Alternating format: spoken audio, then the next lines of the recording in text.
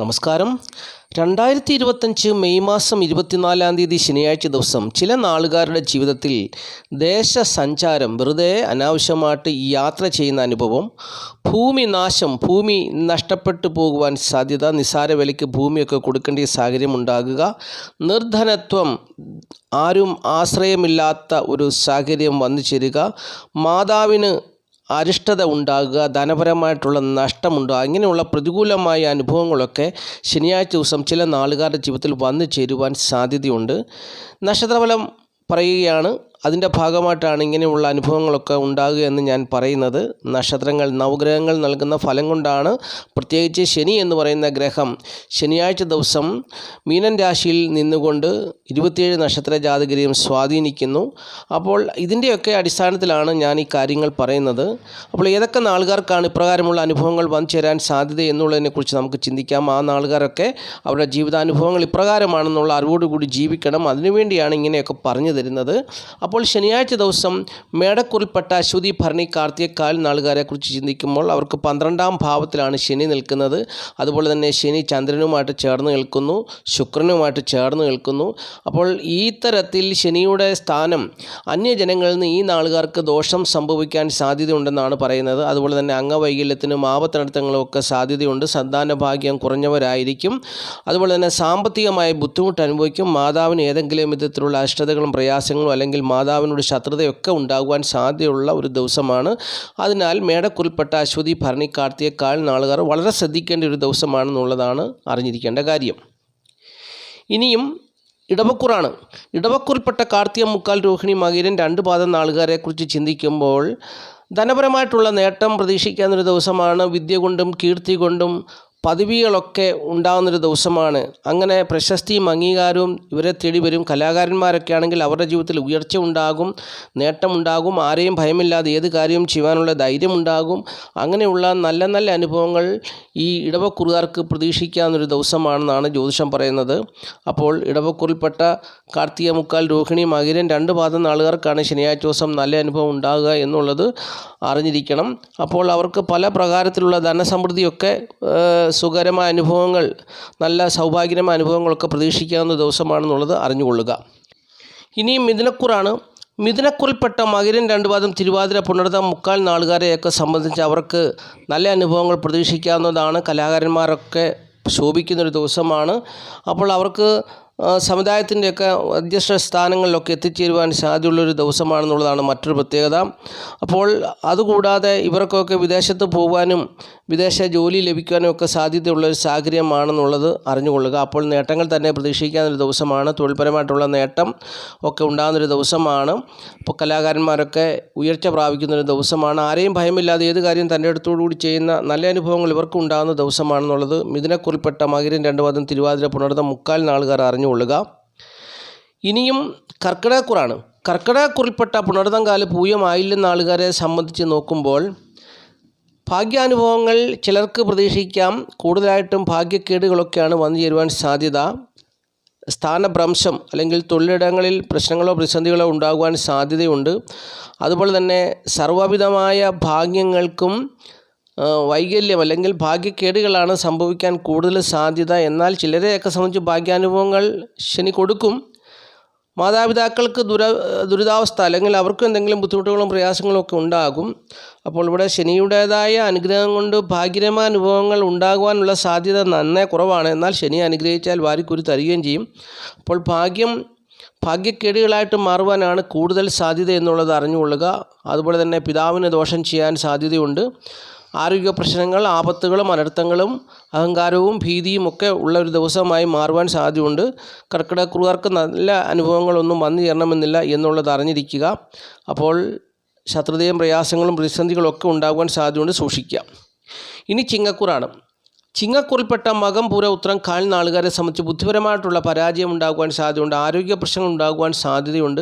ബന്ധുക്കളുമായിട്ട് അകൽച്ചയ്ക്കോ അഭിപ്രായ വ്യത്യാസത്തിനോ ദോഷമൊക്കെ ചെയ്യുവാൻ സാധ്യതയുണ്ടെന്നുള്ളതാണ് അറിഞ്ഞിരിക്കേണ്ട കാര്യം. വിദേശത്ത് ജോലിയുള്ളവർക്കൊക്കെ അത്ര അനുകൂലമായ അനുഭവങ്ങളൊന്നും പ്രതീക്ഷിക്കാൻ പറ്റുന്ന ദിവസമല്ല. അവിടെയും പ്രതിസന്ധികളും പ്രശ്നങ്ങളും ഒക്കെ ഉണ്ടാകുവാൻ സാധ്യതയുണ്ട്. പലവിധമായ രോഗങ്ങളൊക്കെ വന്നു ചേരാം. അപ്പോൾ അതുകൊണ്ട് വളരെ സൂക്ഷിക്കേണ്ട ഒരു സാഹചര്യമാണ് ചിങ്ങക്കൂറുകാരെ സംബന്ധിച്ചെന്നുള്ളത് അറിഞ്ഞുകൊള്ളുക. പുത്ര ബന്ധുക്കൾ മൂലമുള്ള ഒക്കെ ദോഷവും ദുരിതവും ഒക്കെ വന്നു ചേരാൻ സാധ്യതയുണ്ട്. നല്ല അനുഭവങ്ങൾ വന്നു ചേരാൻ സാധ്യത കുറവാണെന്നുള്ളത് ചിങ്ങക്കുറിൽപ്പെട്ട മകം പൂരം ഉത്തരം കാൽ നാളുകാർ അറിഞ്ഞുകൊള്ളുക. പ്രത്യേകിച്ച് സ്ത്രീകളെ സംബന്ധിച്ചാണ് ഏറ്റവും കൂടുതൽ ദോഷം വന്നു ചേരുവാൻ സാധ്യത എന്നുള്ളതും അറിഞ്ഞു ജീവിക്കുക. ഇനിയും കന്നിക്കൂറാണ്. കന്നിക്കൂറിൽപ്പെട്ട ഉത്രം മുക്കാൽ അത്തം ചിത്തിര 2 പാദം നാളുകാരെ സംബന്ധിച്ച് ദാമ്പത്യ ജീവിതത്തിൽ പ്രശ്നങ്ങൾ ഉണ്ടാകുവാൻ സാധ്യതയുള്ള ദിവസമാണെന്നാണ് ജ്യോതിഷപ്രകാരം പറയാൻ കഴിയുക. അപ്പോൾ അത് ദാമ്പത്യ ജീവിതത്തിൽ പ്രശ്നങ്ങളുണ്ടാകും, അല്ലെങ്കിൽ ഭാര്യയ്ക്ക് രോഗം വന്നു ചേരാം, മൂത്രാശയ രോഗം, അതുപോലെ തന്നെ യൂട്രസ് സംബന്ധമായിട്ടുള്ള രോഗങ്ങളൊക്കെ വന്നു ചേരുവാൻ സാധ്യതയുണ്ടെന്നാണ് ജ്യോതിഷം പറയുന്നത്. അപ്പോൾ അങ്ങനെയുള്ള പ്രതിസന്ധികളും പ്രശ്നങ്ങളൊക്കെ ഉണ്ടാകാൻ സാധ്യത. ദാമ്പത്യ ജീവിത സുഖക്കുറവ്, ഭാര്യയും ഭർത്താവും തമ്മിൽ നിസ്സാര കാര്യത്തിന് അകൽച്ച കാണിക്കുക, അഭിപ്രായ വ്യത്യാസം ഉണ്ടാകുക, പിണങ്ങി ജീവിക്കുക, മാറി ജീവിക്കുക, അങ്ങനെയുള്ള ഒരുപാട് പ്രതിസന്ധികളൊക്കെ കന്നിക്കുറുകാർക്ക് വന്നു ചേരുവാൻ സാധ്യതയുണ്ട്. അപ്പോൾ ദശാകാലത്തിൻ്റെ നേട്ടം കൊണ്ട് പലരുടെയും ജീവിതത്തിൽ ഇങ്ങനെയുള്ള ദാരുണമായ അവസ്ഥകളൊന്നുമില്ല. എന്നാൽ ചിലരൊക്കെ ഇതിൻ്റെ ദോഷത്താൽ ഭാരപ്പെടുന്നുമുണ്ട്. കടബാധ്യതകളുള്ള പ്രയാസങ്ങൾ, പ്രതിസന്ധികൾ, അങ്ങനെ പല വിധത്തിലുള്ള പ്രശ്നങ്ങളൊക്കെ ഇവർക്ക് ഉണ്ടാകുവാൻ സാധ്യതയുണ്ടെന്നുള്ളതാണ് ഒരു വിഷയം. അതുപോലെ തന്നെ വീട്, വസ്തുവാഹനം, ഭൂമി എന്നിവ സംബന്ധിച്ചുള്ള കാര്യങ്ങളിലെ നേട്ടമൊന്നും ഇവർക്ക് വന്നു ചേരത്തില്ല, അതൊരു വിഷയമാണ്. അപ്പോൾ അങ്ങനെയൊക്കെ നോക്കുമ്പോൾ കന്നിക്കൂറുകാരെ സംബന്ധിച്ച് വലിയ നേട്ടങ്ങളൊന്നും പ്രതീക്ഷിക്കാവുന്ന ദിവസമല്ല എന്നുള്ളത് അറിഞ്ഞുകൊള്ളുക. ഇനി തുലാക്കൂറാണ്. തുലാക്കൂറിൽപ്പെട്ട ചിത്ര 2 പാദം ചോതി വിശാഖം മുക്കാൽ നാളുകാരെ സംബന്ധിച്ച് ചിന്തിക്കുമ്പോൾ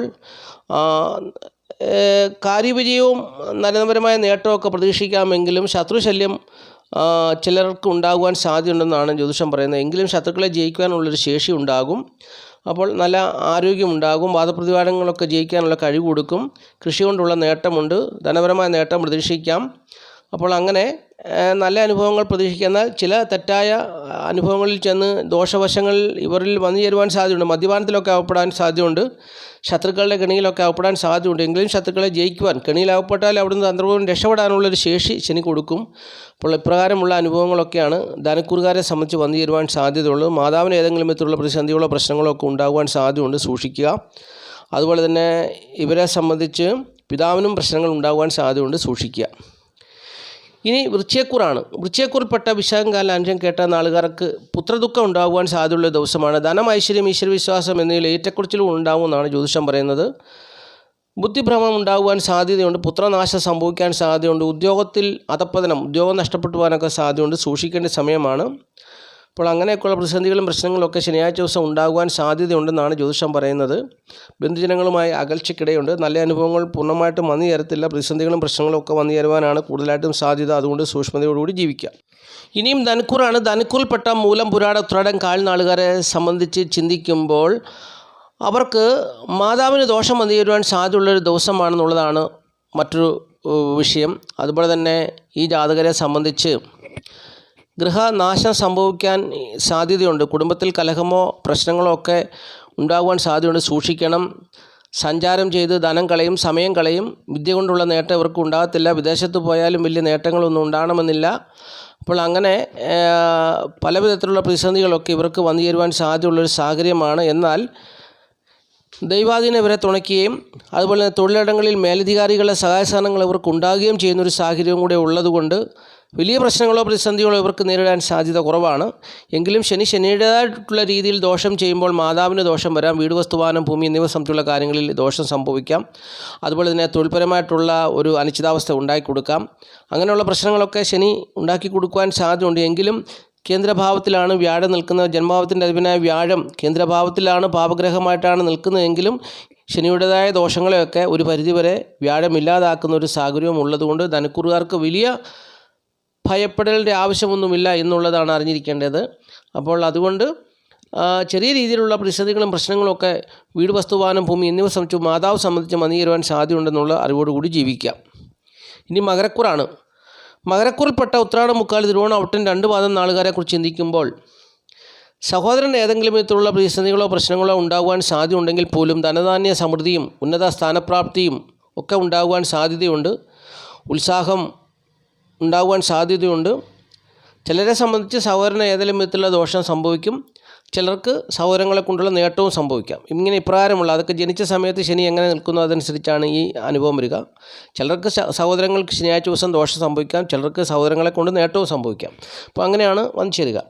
അപ്പോൾ ഉന്നത സ്ഥാനപ്രാപ്തിയും ധനധാന്യ സമ്പത്തും ഒക്കെ ഇവർക്ക് വന്നു ചേരുവാൻ സാധ്യതയുള്ളതാണ്. മകരക്കുറുകാരെ സംബന്ധിച്ച് ശനി 3-ാം ഭാവത്തിലാണ് നിൽക്കുന്നത്. അവരുടെ ജന്മഭാവത്തിൻ്റെ അധിപനായ ശനി അവർക്ക് കാര്യമായിട്ടുള്ള ദോഷത്തെ ഒന്നും കൊടുക്കത്തില്ല. അപ്പോൾ നല്ല അനുഭവങ്ങളൊക്കെ പ്രതീക്ഷിക്കാം എന്നുള്ളതാണ് മകരക്കുറുകാരെ സംബന്ധിച്ച് അറിഞ്ഞിരിക്കേണ്ട കാര്യം. മകരക്കുറുകാരെ സംബന്ധിച്ച് കുഴപ്പമില്ലാത്ത സാഹചര്യത്തിൽ കൂടി പോകും. എന്നാൽ ചിലരുടെ ദാമ്പത്യ ജീവിതത്തിൽ അഭിപ്രായ വ്യത്യാസമോ പ്രശ്നങ്ങളോ ഉണ്ടാകുവാൻ സാധ്യതയുണ്ടെന്നുള്ള അറിവോടുകൂടി ജീവിക്കാം. ഇനിയും കുംഭക്കൂറാണ്. കുംഭക്കൂറിൽപ്പെട്ട ഔട്ടൻ 2 പാദം ചതയം പൂർട്ടാതി മുക്കാൽ നാളുകാരെക്കുറിച്ച് ചിന്തിക്കുമ്പോൾ ശനിയാഴ്ച ദിവസം ചിലരുടെ ജീവിതത്തിൽ ധനനഷ്ടം ഉണ്ടാകുവാൻ സാധ്യതയുണ്ട്. മനോദുഃഖം, നേത്രരോഗമൊക്കെ എന്നിവയ്ക്ക് സാധ്യതയുണ്ട്. അതുപോലെ തന്നെ ധനം തികയാത്ത അവസ്ഥ, കടം മേടിക്കേണ്ട സാഹചര്യം, ധനനേട്ടം ഉണ്ടാകുകയില്ല. ധനത്തിന് വേണ്ടി എന്ത് മോശമായ കൃത്യവും ചെയ്യുന്ന ഒരു സാഹചര്യം വന്നു ചേരും. ബന്ധുക്കളുമായിട്ട് മോശമായി പെരുമാറും. അറിവും വിദ്യാഭ്യാസം കൊണ്ടൊരു നേട്ടവും ഉണ്ടാകാത്ത ദിവസം. അങ്ങനെയുള്ള പ്രതിസന്ധികളും പ്രശ്നങ്ങളും ഒക്കെ വന്നു ചേരുവാൻ സാധ്യതയുണ്ട്. എന്നാൽ ചിലരുടെ ജീവിതത്തിൽ വലിയ പ്രശ്നങ്ങളും ഒന്നും ഇല്ലാതെയും ശനിയാഴ്ച ദിവസം കടന്നു പോകും. വ്യത്യസ്തമായ രീതിയിലായിരിക്കും അനുഭവങ്ങൾ വന്നു ചേരുക. കാരണം ശനി മീനൻ രാശിയിലാണ് നിൽക്കുന്നത്. മീനൻ രാശിയുടെ അധിപൻ കുംഭക്കൂറുകാരെ സംബന്ധിച്ച് 5-ാം ഭാവത്തിലാണ് നിൽക്കുന്നത്. അപ്പോൾ അതിൻ്റേതായിട്ടുള്ള വെളിച്ചത്തിൽ വലിയ ദോഷങ്ങളൊന്നും സംഭവിക്കത്തില്ല. എന്നാൽ ജനിച്ച സമയത്ത് ശനി വലിയ ദോഷം ചെയ്യുന്ന ഒരു ഗ്രഹമാണെങ്കിൽ ഇപ്രകാരമുള്ള ദോഷാനുഭവങ്ങൾ അവരുടെ ജീവിതത്തിൽ വന്നു ചേരും. ഏതൊക്കെയാണെന്ന് പറഞ്ഞുതരാം. ധനനഷ്ടം, മനോദുഃഖം, നേത്രരോഗം, അതുപോലെ തന്നെ ധനം തികയാത്ത അവസ്ഥ, കടം മേടിക്കേണ്ട സാഹചര്യം, ധനം ഉണ്ടാകുവാൻ വേണ്ടി എന്ത് മോശമായ പരിപാടിയും ചെയ്യുന്നൊരു ദിവസം, അങ്ങനെയുള്ള മോശപ്പെട്ട അനുഭവങ്ങളൊക്കെ വന്നു ചേരുവാൻ സാധ്യതയുണ്ടെന്നുള്ള അറിവോടുകൂടി കുംഭക്കൂറുകാർ ജീവിക്കുക.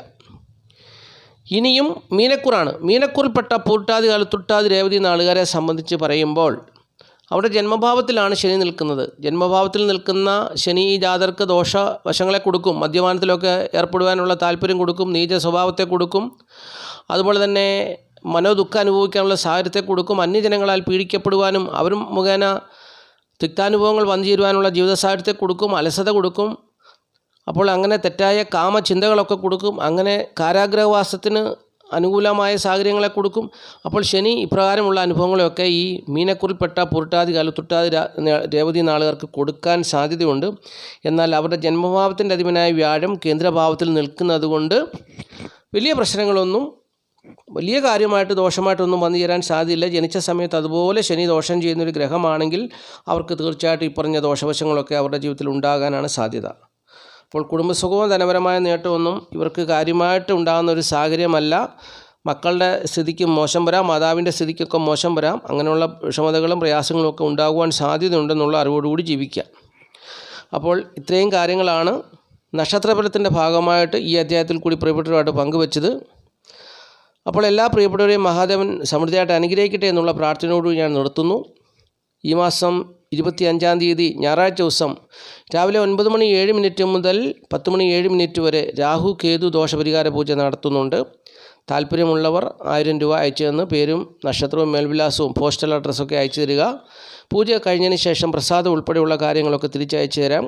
കഴിഞ്ഞ ഞായറാഴ്ചത്തെ പൂജയുടെ പ്രസാദവും എല്ലാവരും പൂജയിൽ ചേർന്ന് എല്ലാവർക്കും അത് ലഭിച്ചു കഴിഞ്ഞു. അപ്പോൾ ഈ ഞായറാഴ്ച പൂജയുണ്ട്. താല്പര്യമുള്ളവർക്ക് പങ്കുചേരുക. ഞാൻ 27-ാം തീയതി കാളഹസ്തിയിൽ പോകുന്നുണ്ട്. അപ്പോൾ പൂജയിൽ പങ്കെടുത്ത എല്ലാവർക്കും വേണ്ടി മഹാദേവൻ്റെ സന്നിധിയിൽ, കാളഹസ്തീശ്വരൻ്റെ സന്നിധിയിൽ, ശ്രീകാളഹസ്തീശ്വരൻ്റെ സന്നിധിയിൽ, അതുപോലെ തന്നെ ശ്രീ ജ്ഞാനപ്രസൂനാംബിക ദേവിയുടെ സന്നിധിയിൽ ഞാൻ അവർക്ക് വേണ്ടി പ്രാർത്ഥിക്കുകയും അവിടെ ചെയ്യേണ്ട വഴിപാട് കാര്യങ്ങളൊക്കെ ചെയ്യുകയും ചെയ്യും. അപ്പോൾ എല്ലാവരും ജീവിതത്തിൽ പൂജയിൽ പങ്കുചേരുന്ന എല്ലാവരുടെയും ജീവിതത്തിൽ അതിൻ്റേതായ നേട്ടങ്ങൾ ഉണ്ടാകും. അപ്പോൾ താല്പര്യമുള്ളവർ ഈ 25-ാം തീയതിയിലെ പൂജയിൽ പങ്കുചേരാൻ താല്പര്യമുള്ളവർ പൂർണ്ണമായ മേൽവിലാസം, പോസ്റ്റൽ അഡ്രസ്, പിൻകോഡ്, അതുപോലെ തന്നെ 1000 രൂപ ദക്ഷിണ എന്നിവ ഇട്ട് തന്നാൽ തീർച്ചയായിട്ടും പൂജയിൽ അവരെ ഉൾപ്പെടുത്തുന്നതാണ്. അപ്പോൾ മഹാദേവൻ്റെ അനുഗ്രഹം തീർച്ചയായിട്ടും ഉണ്ടാകും. ഓം നമഃ ശിവായ, ഓം നമഃ ശിവായ, ഓം നമഃ ശിവായ.